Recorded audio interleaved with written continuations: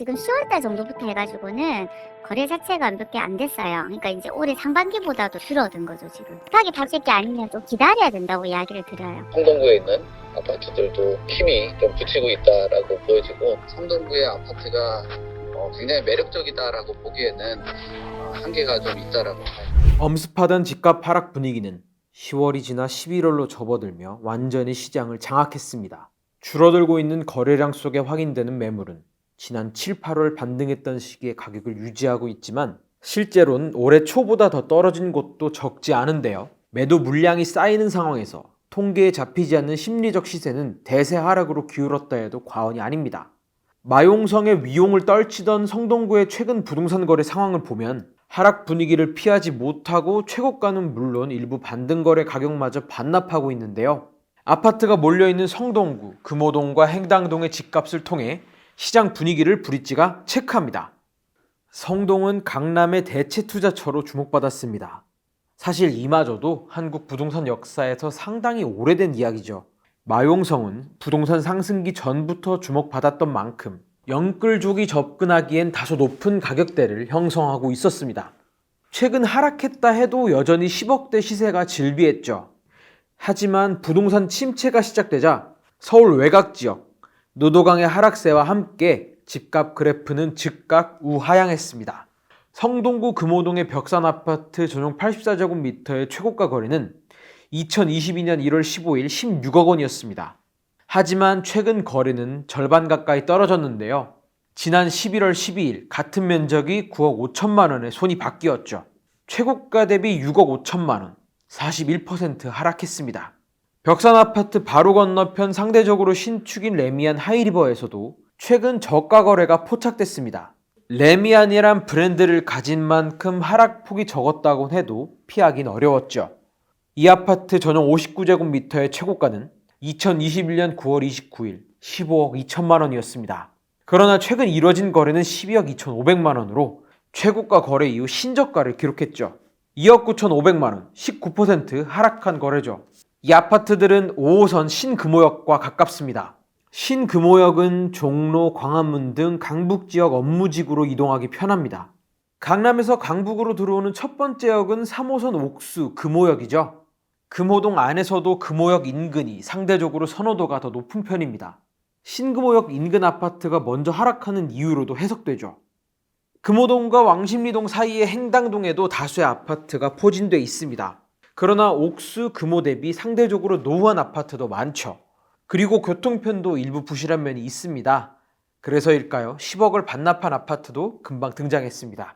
행당동 신동아 전용 59제곱미터의 최고가 거래는 2021년 9월 4일 10억 2,800만 원이었습니다. 30년 가까운 아파트가 10억을 넘은 만큼 성동구의 위세가 높았죠. 하지만 최근 저가 거래는 지난 9월 23일 7억 7,500만 원, 최고가 대비 2억 5,300만 원 25% 빠졌습니다.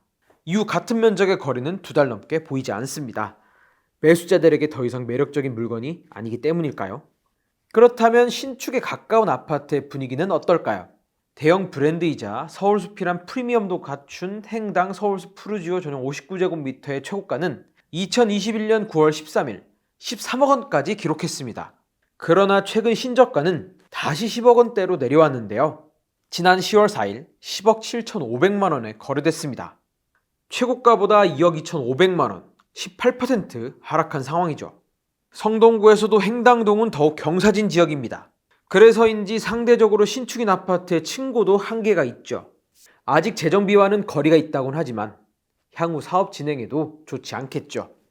성동구 주요 지역은 높은 지대에 형성되어 있습니다. 서울의 중심부와 가까워 많은 지하철역이 지나감에도 여전히 일부 단지와는 거리가 떨어져 있죠. 실제로 금호동과 옥수동, 행당동 일대는 걸어서 이동하기보단 마을버스를 타고 오르막, 내리막을 오갑니다. 강남 지역 등 일부 지역과 비교해서 불편한 인프라라곤 해도 높은 지가를 기록했던 건 서울 중심부와의 가까운 거리 때문이었습니다. 현장에서 볼 수 있었던 성동 02번 마을버스는 앞서 살펴본 아파트 단지 사이사이를 누비고 다녔습니다. 이 마을버스가 주요 아파트 거주자의 발이 되고 있다는 건 이 지역의 가파른 경사, 상대적으로 부족한 교통 편의성을 보여주고 있었죠. 지하철역을 가든 서울 중심지로 가는 버스를 타든 마을버스 한 번을 더 이용해야 하죠. 서울 안에서도 높은 가격을 지불해야 하는 성동구 아파트인데 마을버스가 필수라니 이 지역을 처음 찾은 사람들은 꽤 당황하겠죠. 그만큼 매수자들은 더 날카롭게 시장을 보고 있습니다. 고금리, 빠듯한 대출 조건에 맞춰 지갑을 쉽게 열지 않는 것이죠. 그러나 매도자들은 높은 가격을 한번 맛본 만큼 쉽게 가격을 낮추지 않기 때문에 거래는 지지부진합니다. 현장에서도 가격 하락만 남았지 상승은 어렵다고 말합니다.